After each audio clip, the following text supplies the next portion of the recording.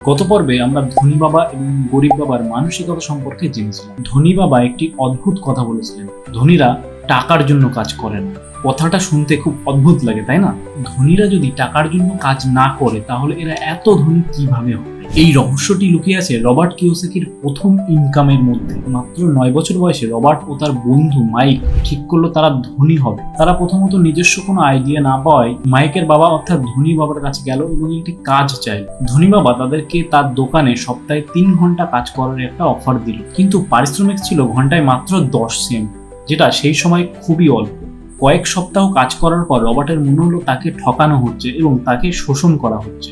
সে ঠিক করলো চাকরিটি সে ছেড়ে দেবে এবং এই অভিযোগ নিয়ে যখন ধনী বাবার কাছে গেল তারা, ধনী বাবা প্রথমত হাসলেন এবং বলল, খুব ভালো, তোমরা জীবনের প্রথম শিক্ষাটা পেতে চলেছো। ধনী বাবা তাদেরকে বোঝালেন বেশিরভাগ মানুষের জীবন দুটি অনুভূতি দ্বারা নিয়ন্ত্রিত হয়, এক হচ্ছে ভয় এবং 2 হচ্ছে লোভ।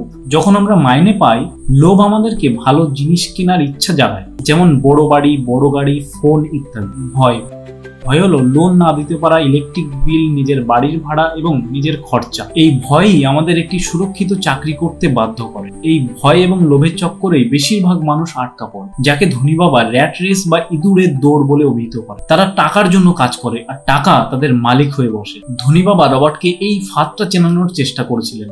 এরপর ধনী বাবা রবার্টকে আরো একটি অদ্ভুত প্রস্তাব দিলেন। তিনি বললেন, এবার থেকে তোমরা আমার জন্য কাজ করবে, কিন্তু কোনো মাইনে পাবে না। এর উদ্দেশ্য ছিল তাদের মস্তিষ্ককে মাইনের লোভ থেকে বের করে আনা এবং টাকা রোজগার করার নতুন সুযোগ খুঁজতে বাধ্য করা। বিনামূল্যে কাজ করতে গিয়ে তারা এই সুযোগ খুঁজে পেল। তারা দেখলো দোকানের পুরনো কমিক বুক গুলো ফেলে দেওয়া হচ্ছে। তারা এই বইগুলো কালেক্ট করে একটি লাইব্রেরি তৈরি করলো নিজেদের বাড়িতে এবং নিজেদের বন্ধু বান্ধবকে সামান্য ফিজের মাধ্যমে সেই লাইব্রেরিতে পড়ার অনুমতি দেওয়া হলো। কিছুদিনের মধ্যেই তাদের আগের যে রোজগার ছিল তার থেকে অনেক বেশি ইনকাম তাদের শুরু হয়ে গেল, কোনো কাজ না করেই। এই গল্পের শিক্ষা কি? ধনীরা টাকার জন্য কাজ করে না, তারা জানে মাইনে হলো একটি ফাঁদ। তারা তাদের ব্রেনকে এমন পরিস্থিতিতে ফেলে যাতে তাদের ব্রেন টাকা ইনকাম করার সুযোগ খুঁজতে বাধ্য হয়। তারা এমন অ্যাসেট বা সিস্টেম তৈরি করে যাতে তাদের অবিরাম ইনকাম হতে থাকে এবং ঘুমিয়ে ঘুমিয়েও তাদের ইনকাম চলতে থাকে। কিন্তু এই ধরনের শিক্ষার জন্য আমাদের কোন জ্ঞানের প্রয়োজন? কেন কোনো স্কুলে আর্থিক শিক্ষা দেওয়া হয় না? এই গুরুত্বপূর্ণ বিষয় নিয়ে আমরা পরের ভিডিওতে আলোচনা করব।